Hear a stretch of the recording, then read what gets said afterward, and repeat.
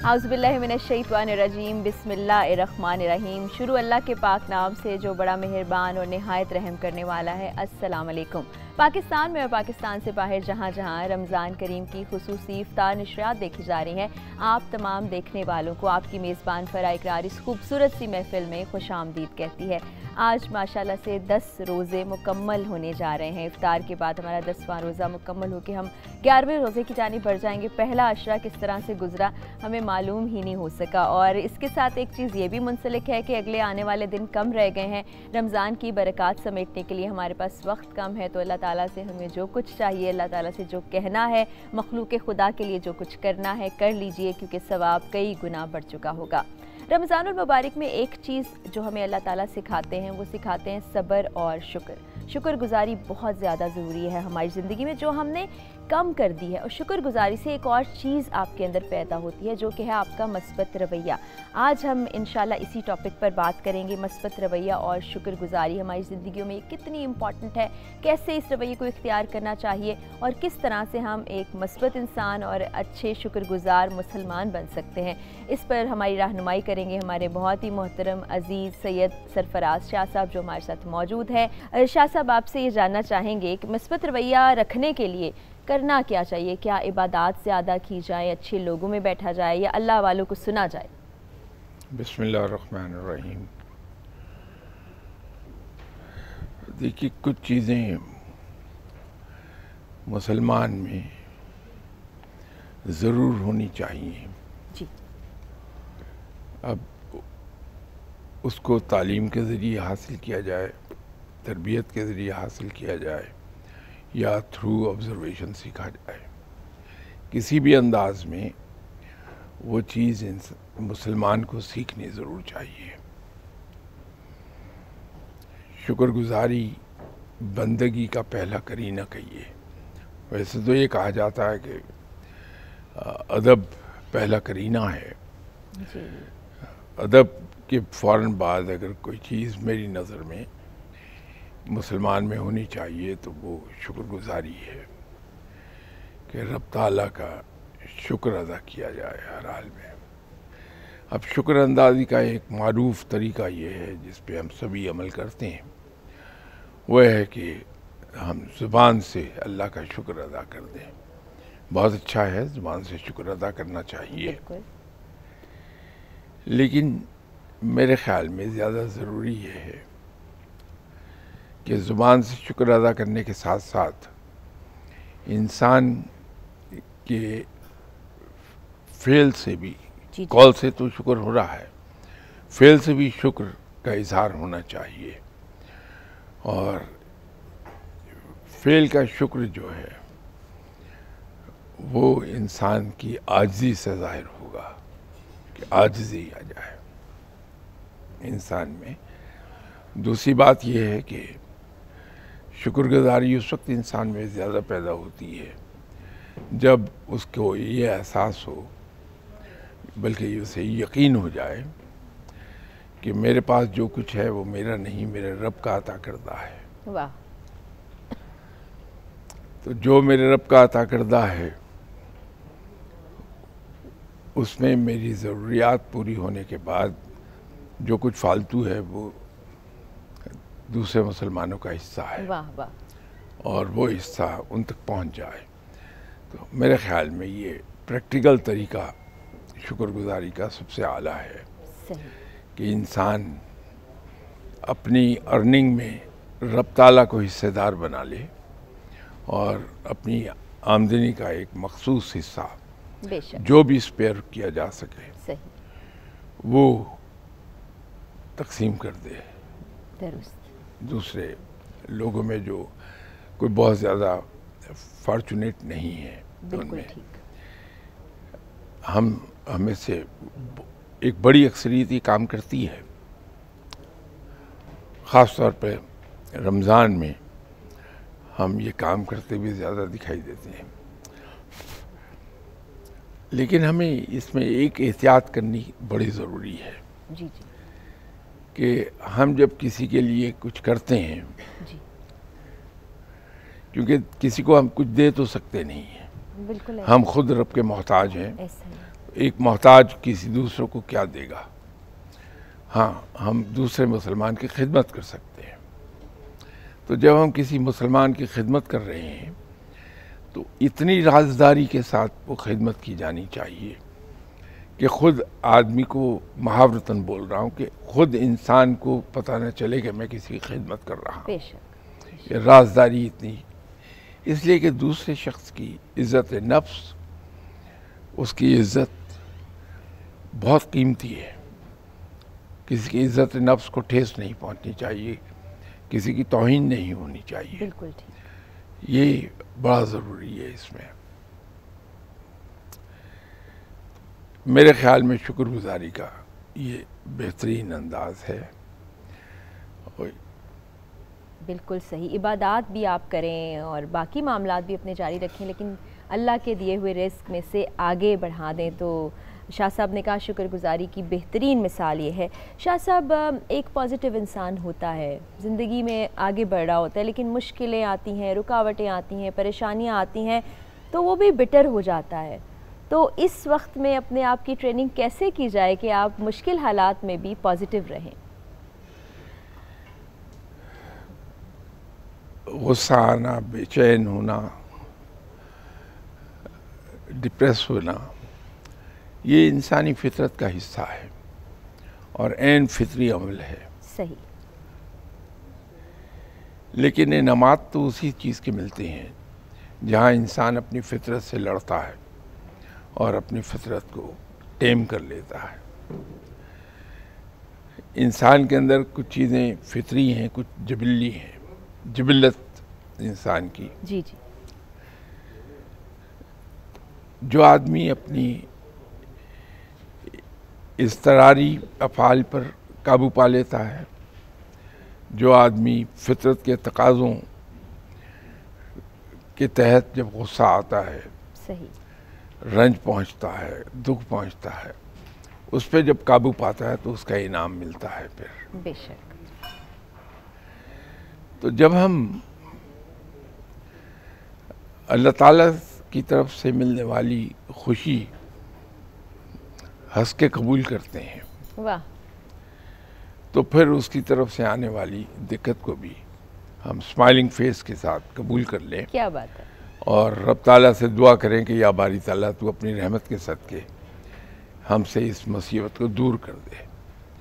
तो इससे होगा ये कि जो हमारे रवैये में एक चीज़ नुमायाँ हो जाती है मुश्किल वक्त में, वह है ज़ुद रंजी और लो फील करना। जी जी। वो काफ़ी हद तक कम हो जाएगा। सॉरी, आज माफ़ की जगह, मेरा गला ख़राब है तो आवाज़ उसकी वजह से कोई मसला नहीं है, कोई ज़्यादा क्लियर नहीं हो। आदमी जब इन चीज़ों पे काबू पा लेता है तो वो बंदा माशरे में भी इज़्ज़त पाता है और रब की नज़रों में भी इज़्ज़त पाता है। बेहतरीन बेहतरीन। अब हम बहुत से ऐसे लोगों को भी देखते हैं जिनके पास अल्लाह का दिया बहुत कुछ होता है, आप भी जानते होंगे, लेकिन ज़रा सी मुश्किल आती है, यही समझें कि हल्का सा बुखार भी हो गया तो कहते हैं हाय हाय हमें क्या हो गया, ये मुसीबत हम पे टूट पड़ी, या कुछ हो जाए तो कहेंगे हमारे साथ ही ऐसा क्यों हो गया, अल्लाह ने क्यों कर दिया ऐसा। ऐसे लोग कैसे शुक्रगुजारी का रास्ता तय करें? अपने इंसान अपने ऊपर काबू पाए और अपने आप को एक बात समझाए कि अगर आज थोड़ी सी तकलीफ़ आ गई है तो मेरा रब मुझे अब तक राहत देता रहा है, अब तक नेमतें अता फरमाता रहा है, तो आज अगर थोड़ी सी दिक्कत आ गई है तो मुझे ये भी हंस के सहनी चाहिए। ऐसा ही है। हमारे यहाँ अमूमी रवैया यही है कि सुबह से शाम तक हम में से हर एक रब की अता करदा नेमतों से इस्तिफ़ादा करता है और वो अनगिनत होती हैं, आँख खुलने से लेके सोने तक, और सोने के दौरान भी कि सांस आता रहता है। ये सब नेमत है रब की, वो नेमतें अनगिनत हैं।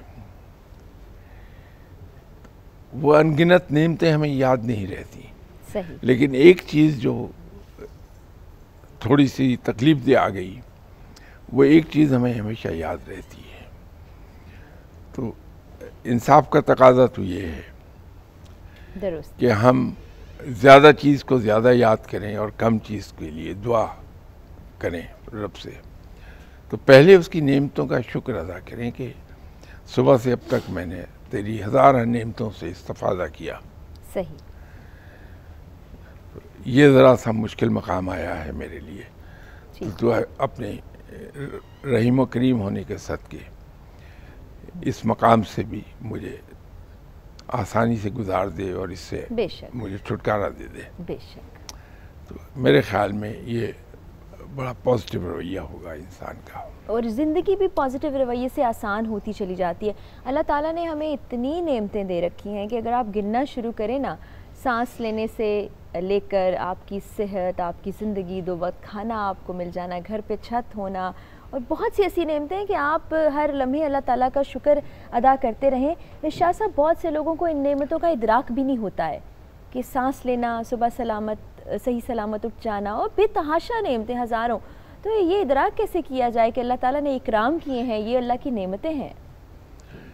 देखिए, ये एक भारी अक्सरियत है हम में, बमा मेरे, जिसको ये एहसास नहीं होता कि मैं रब ताला की किन किन नेमतों को एंजॉय कर रहा हूँ अब तक पूरे दिन में। सही। इसलिए मैंने अर्ज़ की कि अनगिनत नेमतें हैं, इनका शुमार नहीं हो पाता। तो इनको याद किया जाए तो खुद ब खुद इंसान सीधी राह पे चला जाता है। जी। क्या ऐसे वक्त में ऐसा होता है कि जब हम नेमतों का शुक्र अदा नहीं कर रहे होते तो कहीं ना कहीं अल्लाह ताला को ये चीज़ नापसंद आती है, वो नेमत हमसे दूर कर देते हैं, फिर हमें एहसास होता है कि अच्छा, जब थी हमारे पास हमने शुक्र नहीं किया और अब हमसे छिन गई तो हम मांग रहे हैं वो चीज़ वापस। ये तो हमारे दीन में है। अच्छा। कि जो इंसान नेमतों पर रब का शुक्र अदा नहीं करता, उससे नेमतें छीन ली जाती हैं, और जो शुक्र अदा करता है उस पर नेमतों को बढ़ा दिया जाता है। ये मैं उसका मफ़हूम बयान कर रहा हूँ, लफ्ज़ी तर्जुमा नहीं है। सही। तो लेकिन अफसोस ये है कि जहाँ और बहुत सी चीज़ें हम भूले हुए होते हैं, ये पहलू भी हमारे जहन से जाता रहता है, और हमारे जहन में एक ख्याल पैदा होता है कि जो कुछ मेरे पास है ये तो मेरी मेहनत का नतीजा है। हालांकि हम ये नहीं सोचते कि मुझसे ज़्यादा काबिल इंसान दुनिया भरी पड़ी है। बेशक। मुझसे अच्छे इंसानों से दुनिया भरी पड़ी है। बेशक। मुझसे कहीं ज़्यादा मेहनती इंसानों से दुनिया भरी पड़ी है, लेकिन रब ने मेरे ऊपर ही अगर नवाज़ात की हैं तो वो कोई मेरी खूबी की वजह से नहीं है, बल्कि ये उसकी रहमत है। क्या बात है। वो रहीम व करीम है, वो रहमान है। ऐसा ही है। तो वो मुझ पर अपनी रहमतों की बारिश कर रहा है, जिसका शुक्र अदा किया जाना चाहिए। आप देखिए, छोटी छोटी चीज़ें हैं जिनसे हमें सबक मिल जाएगा। हम लोग अपने इर्द गिर्द नज़र दौड़ाएं जी। इसी लाहौर शहर में हम लोग रहते हैं, आप भी यहीं हैं। यहाँ बहुत से दुकानदार ऐसे हैं जिनकी दुकान बेतहाशा चलती है। जी। बारी नहीं आती। कुछ दुकानें बहुत अच्छी हैं, उनके यहाँ जो सौदा मिलता है वो नहायत लजीज और बेहतरीन होता है, लेकिन वो चलती नहीं है। एक ज़माने में मेरे जहन में ये भूत सवार हुआ कि ये देखा जाए कि ये क्या है। अच्छा। तो रेलवे रोड पे एक हलवा पूड़ी वाले साहब मशहूर थे। सही। अब भी हैं। तो वहाँ मैं चला गया, जाके देखा तो उनकी दुकान पे बेतहाशा रश था। तो सड़क तंग है, रेलवे रोड। तो मैं सड़क की इस किनारे पर दूर से खड़ा देख रहा था उन्हें। सही। अब मैंने ये देखा कि उनका अमूमी रवैया ग्राहकों के साथ कोई ज़्यादा अच्छा नहीं है। ओ। वो कभी कभार अनपार्लियामेंट्री वर्ड भी यूज़ कर जाते हैं। अच्छा अच्छा। तो मैं ये सोचता रहा कि रब ताला इसे इतने खुले हाथ से रिज़्क़ अता कर रहा है, इसमें क्या है? सडनली मैंने रियलाइज़ किया कि वहाँ हर तबके के ग्राहक आ रहे हैं। तो एक बच्चा आया जिसके हाथ में एक बड़ा बर्तन था। अच्छा। और उसने उस दुकानदार को गलमर 1 रुपए का नोट या 2 रुपए का नोट वो दिया कि ये हमारे घर मेहमान आए हुए हैं तो हलवा पूड़ी दे दें। ठीक। अब मैं उस आदमी को देख रहा हूँ जो दुकानदार था, बड़े खुले हाथ से उसने उसको चने और भाजी दी और हलवा दिया, बड़े खुले हाथ से पूड़ियाँ दी और वो चला गया। एक और ग्राहक आया जिसने उससे गलबन 500-1000 रुपए की चीज़ ली, वो भी उतनी थी। अच्छा। उसको खड़ा मैं वॉच करता रहा और मैंने देखा उसका ये रवैया सबके साथ है। ठीक। जो आदमी इस लायक नहीं है कि पैसे दे सके तो उसको खामोशी से उसने दिया और हाथ से इशारा किया कि जाओ जाओ। वाह। जो ज़्यादा पैसे नहीं दे रहा उसको खुले हाथ से देता है। क्या बात है, क्या बात है। तो इसी तरह और 2-4 लोगों को मैंने वॉच किया तो इस एक नतीजे पे पहुंचा कि इनके यहाँ कोई कमाल नहीं है। क्या बात है। सिर्फ एक ही चीज़ है कि अल्लाह के बंदों को लुक आफ्टर कर रहे हैं। सही बात है। वाह वाह वाह वाह। लोगों की अल्लाह के बंदों पर मेहरबान है। बेशक। और रब उसके जवाब में इन पर मेहरबान है और इनको खुले हाथ से रिज़्क़ अता फरमाता है। क्या बात है। तो जो शख्स ये चाहे कि मुझ पर रिज़्क़ खुल जाए, ठीक, तो एक बड़ा सीधा सादा नुस्खा है जी जी, कि वो अल्लाह के बंदों पर मेहरबान हो जाए। बेशक बेशक बेशक। फिर भी कुछ लोगों को गिला शिकवा होगा कि रिज़्क़ मुझ पर वसी नहीं हुआ। सही। एक बहुत गारंटीड नुस्खा है और बड़ा आजमूदा है। ज़रूर ज़रूर बताइए। कि वो आदमी जिसका रिज़्क़ किसी तौर नहीं खुलता, वो अपनी हमशीरा के लिए मेहरबान हो जाए। अच्छा। कि जब भी हमशीरा के पास जाए, चाहे वो मल्टी बिलियनियर क्यों ना हो हमशीरा उनकी, उनको कुछ ना कुछ दे दे, कुछ ना कुछ तोहफा दे दे, रिज़्क़ वसी हो जाएगा। क्या बात। और ये बहुत आजमूदा है। अच्छा अच्छा। आज हम बात कर रहे हैं मुस्बत रवैये की और शुक्रगुजारी की, जो हमें अपनी ज़िंदगियों में शामिल करना चाहिए। लेकिन हम ये भी देखते हैं बहुत से लोगों का रवैया बहुत अच्छा होता है, बड़े आजिज़ होते हैं, इंकिसारी से काम लेते हैं, लेकिन लोग ऐसे लोगों को फॉर ग्रांटेड ले लेते हैं। तो ऐसी सूरत में फिर वो लोग क्या करें? कहीं ना कहीं बददिल हो जाते हैं या हर्ट होते हैं। इसके अंदर हमें 2-3 चीज़ें ज़हन में रखनी चाहिए। एक तो मुसलमान की तमाम हरकत व अफ़ाल सिर्फ़ और सिर्फ अल्लाह के लिए होते हैं। बिल्कुल। अगर हम किसी भी शख्स के साथ कोई बेहतर सलूक कर रहे हैं, रवादारी का मुज़ाहरा कर रहे हैं, तहम्मुल और बुर्दबारी का मुज़ाहरा कर रहे हैं, तो वो सिर्फ़ और सिर्फ अल्लाह के लिए है। बेहतरीन बेहतरीन। हमें किसी इंसान से उसके अजर, उसके बदले या उसके जवाब में बेहतर रवैये की तवक्को नहीं रखनी चाहिए, क्योंकि है ही वो अल्लाह के लिए है। तो अगर आप किसी के साथ बेहतर सलूक कर रही हैं, एहसान का सलूक कर रही हैं, वो जवाब में क्या कर रहा है वो देखना हमारा काम नहीं है। ठीक। वो जाने और उसका रब जाने। हमने तो अल्लाह के नाम पे जो करना उसके लिए कर लिया। तो जब हम ये सीख जाते हैं कि हमारा हर फेल, हमारा हर कौल, हमारी हर हरकत सिर्फ अल्लाह ही के लिए है, उसकी खुशनुदी के लिए है, इसलिए है कि वो रब का हुक्म है या उसके रसूल सल्लल्लाहु अलैहि वसल्लम का हुक्म है, तो फिर इंसान इन चीज़ों से मावरा हो जाता है। क्या बात। कि मेरे अच्छे सलूक के जवाब में दूसरा क्या कर रहा है। एक चीज़ तो ये इंसान को जहन में रखनी चाहिए। दूसरा जहन में ये रखना चाहिए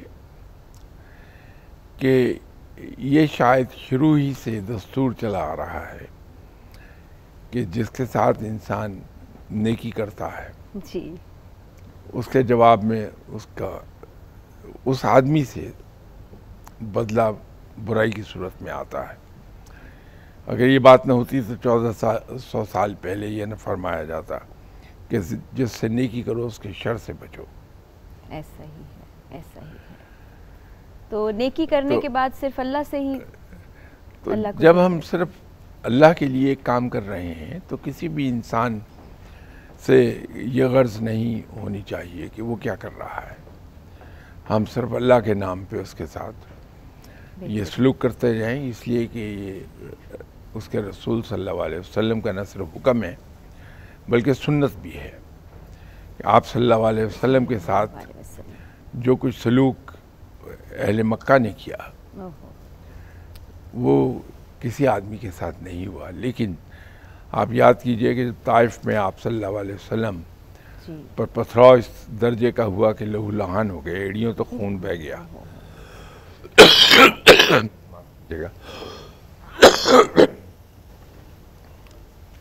तो फरिश्ते ने जब ये पूछा कि अगर इजाज़त हो तो मैं अहले ताइफ को 2 पहाड़ों के दरमियान पीस दूं, तो फरमाया कि नहीं, मैं इनके लिए दुआ करूंगा। इनमें मालूम नहीं कितने लोग कौन कौन इस्लाम कबूल कर ले। सुभान अल्लाह, सुभान अल्लाह। अब ये उस हस्ती सल्लल्लाहु अलैहि वसल्लम का रवैया है जिसके हम पैरोकार हैं। तो हमें आप सल्लल्लाहु अलैहि वसल्लम के सुन्नत मुबारक पर चलना चाहिए। बेशक, बेशक, बेशक, बेशक। अभी हम इंसान है, जाहिर है बहुत सी चीज़ों में कोताहियाँ भी करते हैं, गलतियाँ भी करते हैं और कभी कभी वो भुगत भी लेते हैं कि हम पे कड़ा वक्त आ जाता है, आजमाइश की घड़ियाँ आ जाती हैं, उस वक्त में भी परेशान हो जाते हैं। लेकिन कहा यह भी जाता है कि इस मुश्किल वक्त में भी अल्लाह की कोई नेमत पोशीदा है। देखिए 2-3 इसके पहलू हम देख सकते हैं, इसको 2-3 एंगल से इसे हम देख सकते हैं। एक तो यह है कि अक्सर औकात इंसान मकाफात अमल में फंसा होता है। अच्छा। कि इंसान से किसी के साथ ज़्यादती हो गई, दानिस्ता या नादानिस्ता। तो अगर तो दानिस्ता ज़्यादती हुई है तो उसको इंसान भुगतता है, तो अल्लाह से माफ़ी मांगते रहना चाहिए। बेशक, बेशक। दूसरा पहलू ये है कि रब ताला लोगों के दरमियान दिनों को फेरता रहता है। अच्छे बुरे दिन आते रहते हैं। अच्छे दिन थे वो भी गुजर गए, नहीं रहे। अब अगर वक्ती तौर पर कोई मुश्किल आ गई है तो ये भी गुजर जाएगा वक्त। तो अल्लाह का शुक्र अदा करते हुए ये वक्त गुजार देना चाहिए। बेशक, बेशक, हर हालत। तीसरा पहलू ये है कि यकीनन इसके पीछे कोई नेमत है। जैसे आपने कहा कि अल्लाह ताला किसी पर कोई बड़ी नेमत उसे अता फरमाना चाहता है, कोई बड़ा इनाम देना चाहता है, तो रब ताला उसे तैयार कर रहा है। वो it's a sort of training जो उस वक्त पता नहीं चलता। उस वक्त तो बंदे की ज़ुबान बाहर लटकी होती है मुश्किल से जी। लेकिन जब वो मुसीबत गुजर जाती है और इनामात की बारिश होती है तो काफ़ी देर के बाद समझ में आती है कि ओहो, ये तो रब ताला मुझे एक बड़ा इनाम दे रहा था और उसके लिए मुझे तैयार कर रहा था। बेशक, बेशक। तो ये उम्मीद रखनी चाहिए कि जो रात इतनी अंधेरी है जी, तो इसके बाद तुलू होने वाली सुबह उतनी ही रोशन होगी। माशाल्लाह। तो बुरा वक्त आसानी से गुजर जाता है। बहुत उम्दा बात है ये। अब ऐसे वक्त में बहुत से लोग ऐसे हैं जो शुक्र और सब्र भी करते हैं, करना भी चाहिए। अल्लाह ने इतनी नेमतें दी हैं, इतनी बरक़ात हम पर नाजिल फरमाई हैं, और एक तरीक़ेकार ये भी है कि आप हमदो सना करें, हज़ूर सल्लल्लाहु अलैहि वसल्लम पर दरूद भेजें।